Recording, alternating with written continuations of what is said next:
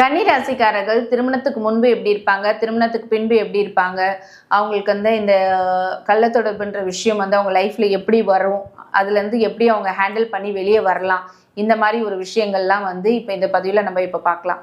கன்னிராசிக்காரர்கள் பார்த்தீங்கன்னா நார்மலாகவே கலகலப்பாக இருக்கக்கூடியவங்க கன்னிராசிக்காரர்கள். காதல் இளவரசி, காதல் இளவரசர்கள் எல்லாமே கன்னிராசிக்காரர்களாக தான் இருப்பாங்க.